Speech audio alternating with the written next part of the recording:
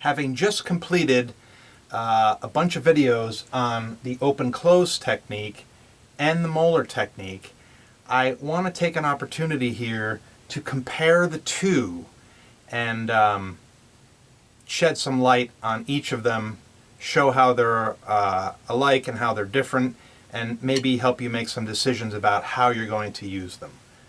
First, I want to say that each of these techniques is a way of playing, not necessarily the way of playing. To elaborate, you don't play in Moeller all the time. You don't play in open-close all the time.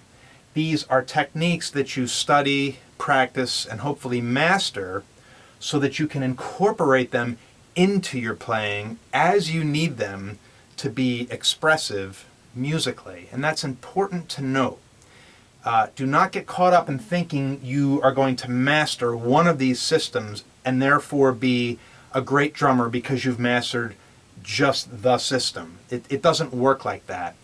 Great drummers, take Buddy Rich, used a whole lot of different techniques. You can watch Buddy play a solo and watch his hands and arms, and in a matter of minutes see him use 6 different techniques easily to accomplish whatever he's doing musically. So it's important for you to understand that. So let's take a look at the two techniques, the Moeller technique and the open-close technique. Both what I would consider complex techniques because they involve multiple parts of playing or multiple basic techniques to accomplish a greater technique. Let's look at the open-close technique. The open-close technique is a 2-part technique, wrist and fingers. It is best learned in the American position. Because it's wrist and fingers, it is a softer sound. It is for softer playing or medium playing. Not that you can't play loud, but you're generally playing medium and soft. It is a down then up stroke, has 2 parts, best played as 1/8 notes. Down with the wrist, up with the fingers. Down, up, 1 and 2 and 1 and 2 and. That is the open-close technique. The Moeller technique, the other complex technique involving more than one basic technique, uses the whole arm for that whip. Best learned in the German position out here. It is a louder style of playing, more powerful because you're using the whole arm. You're going to get more sound out of your whole arm than you are just your wrist and fingers.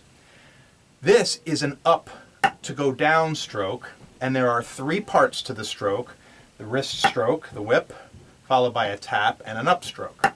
It is best learned as triplets.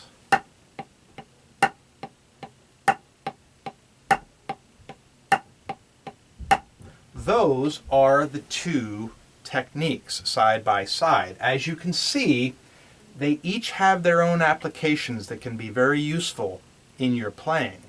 I suggest you practice them both and practice them for speed and endurance, so that you can use them in a variety of settings at a variety of tempos. Neither one is right and neither one is wrong.